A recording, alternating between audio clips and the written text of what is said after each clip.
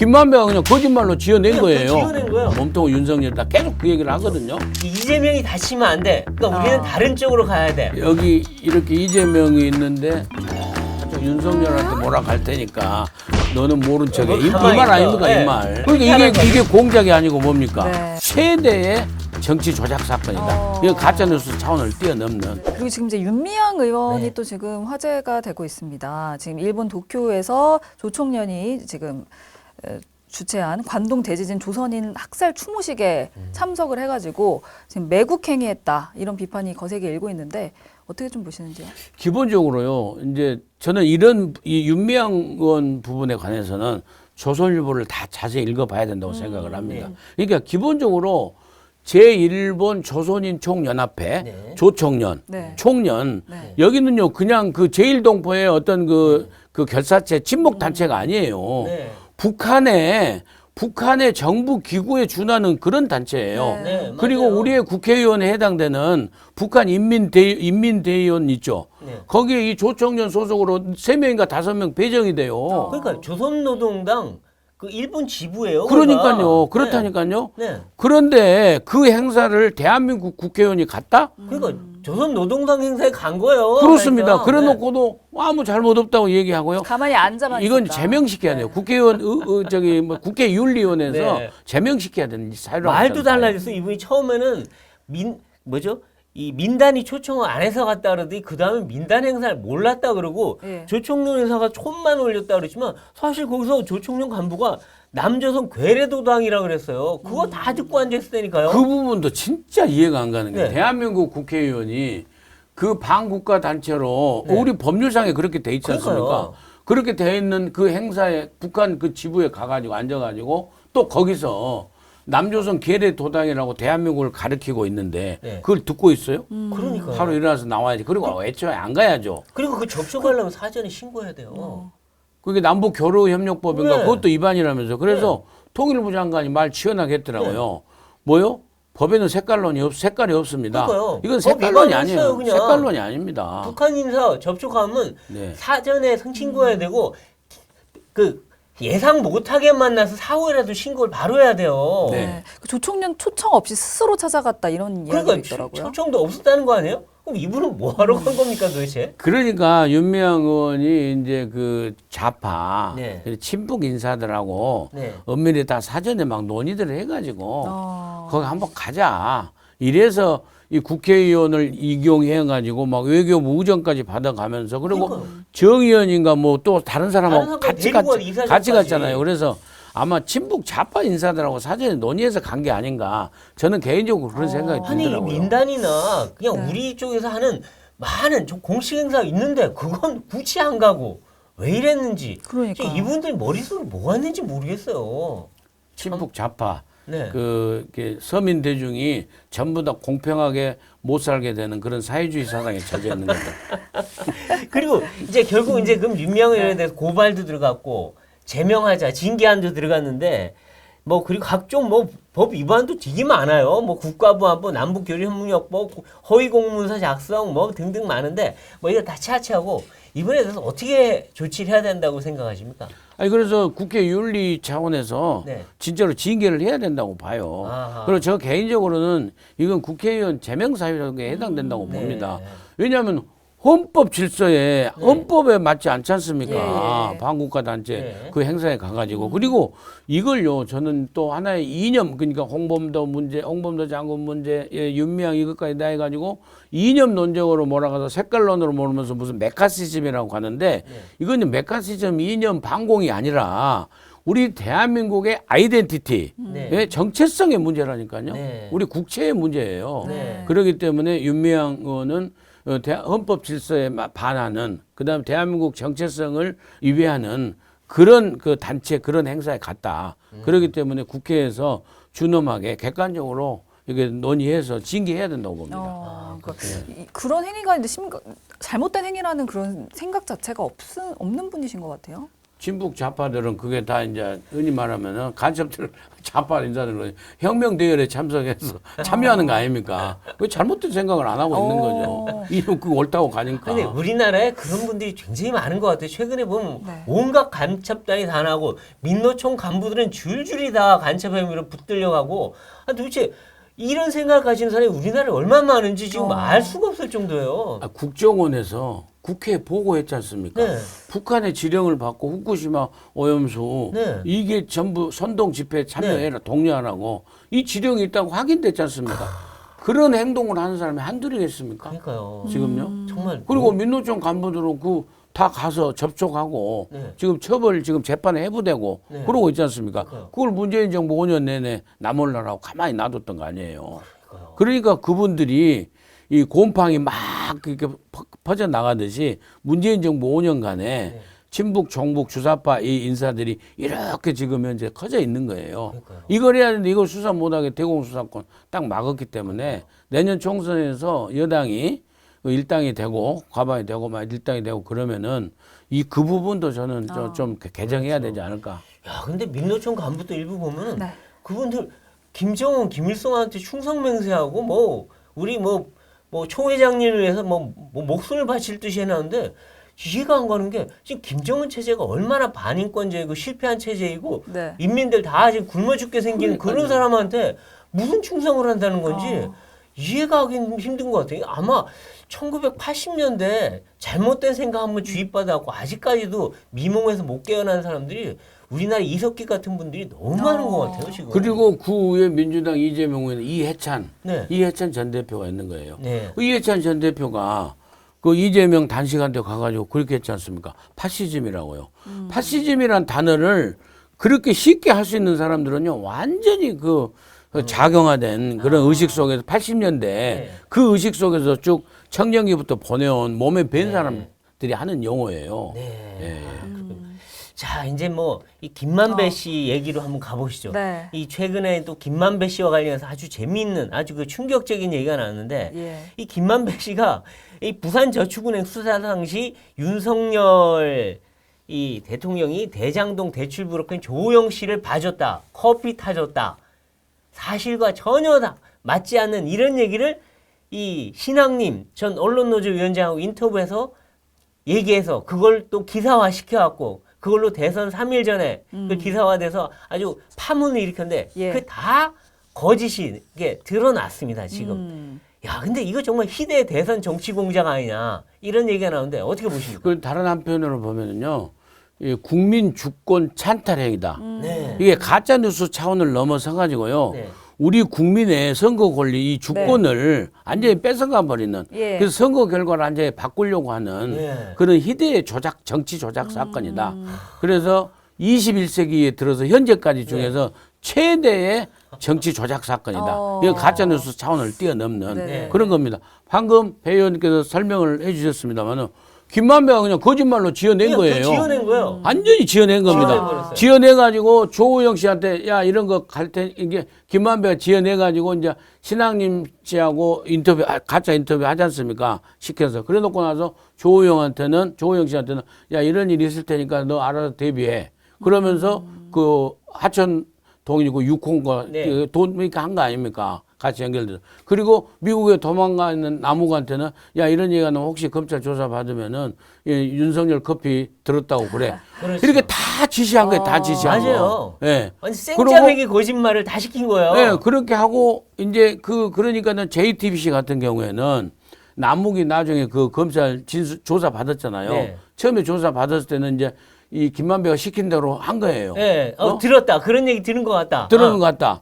그렇게 한 거예요. 그런데 검찰에서 문재인 검찰입니다. 문재인 검찰에서 조호영 씨를 조사를 했어요. 네. 조호영인데 조호영은 진짜 모르니까 나 윤석열 검사 만난 적도 없고 네. 만난 적이 전혀 없다. 그렇게 얘기를 하니까 네.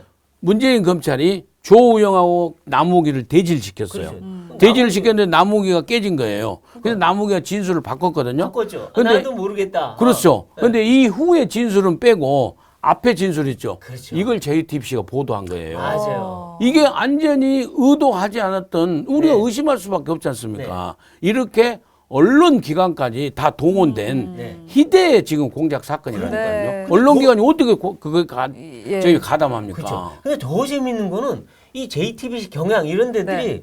이거를 그냥 그대로 다 베껴 썼어요. 그러니까 그러니까요. 신앙님 이 뉴스타파 보도를. 근데 그러면 조우영 씨한테 확인이라도 해야 될 거 아니에요. 처음에 확인도 안 하고 무조건 베껴 썼다가 나중에 확인을 들어가는데 조우영 씨가 아니라 그러니까 네. 싹 무시했어요. 아예 보도도 안 했어요. 조우영 씨는 30분 동안 설명했다는 거 아니에요. 그런 적 없고 난 만난 적도 없고 아예 그런 일도 없고 부산저축은행 이거와 관계도 없다.